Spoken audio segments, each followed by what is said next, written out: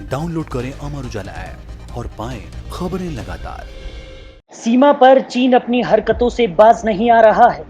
अब उसने अपनी हदें पार कर दी है और करीब 45 साल बाद पहली बार चीन सीमा पर किसी भारतीय जवान की जान गई है। चीनी सेना से झड़प में भारतीय सेना के एक अधिकारी और 2 जवान शहीद हो गए। इसी वजह से वहां लगातार तनाव की स्थिति बनी हुई है। आइए जानते हैं कि अभी तक क्या क्या हुआ है।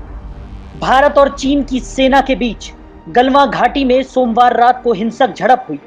इसमें भारतीय सेना के एक अधिकारी समेत 3 शहीद हो गए। चीन की ओर से दावा किया गया है कि उनके भी कई जवान मारे गए हैं। हालांकि अभी तक संख्या को लेकर कुछ स्पष्ट नहीं हुआ है। यह घटना पेट्रोलिंग पॉइंट 14 के पास हुई और दोनों पक्षों की ओर से बातचीत के जरिए मुद्दे को शांत करने की कोशिश की जा रही है। दोनों देशों के जवानों के बीच पत्थर और रॉड से झगड़ा हुआ है। पिछले महीने 5 और 6 मई को पैंगोंग झील पर भी ऐसा ही हुआ था, जिसमें दोनों ही ओर से जवान घायल हुए थे। आधिकारिक सूत्रों के अनुसार दोनों ओर से एक भी गोली नहीं चलाई गई।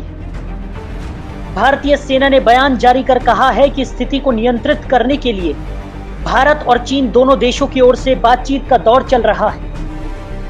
पूर्वी लद्दाख की स्थिति पर चर्चा करने के लिए रक्षा मंत्री राजनाथ सिंह ने मंगलवार दोपहर बैठक की। इस बैठक में सीडीएस जनरल बिपिन रावत के अलावा तीनों सेनाओं के प्रमुख शामिल थे।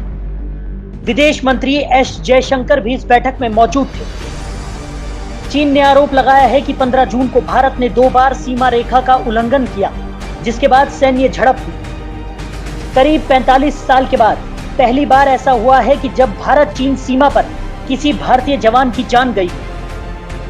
1975 में अरुणाचल में चीन ने छिपकर हमला किया था, जिसमें 4 भारतीय जवान शहीद हो गए थे। पिछले 5 हफ्तों से भारत और चीन के जवान आमने सामने डटे हुए हैं। पैंगोंग झील, गलवान घाटी, डैम चौक और दौलत बेग ओल्डी सेक्टर में चीन भारतीय सेना से उलझ चुका है। लद्दाख में सीमा के पास चीन ने बड़ी संख्या में अपने जवानों को भेजना शुरू कर दिया है।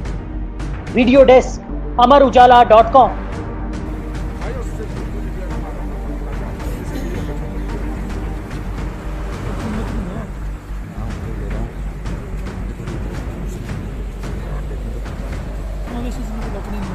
अगर आप ये वीडियो YouTube पर देख रहे हैं तो हमारे चैनल को सब्सक्राइब करें और बेल आइकन को दबाना ना भूलें। अगर आप Facebook पर ये वीडियो देख रहे हैं तो हमारे पेज को लाइक करें।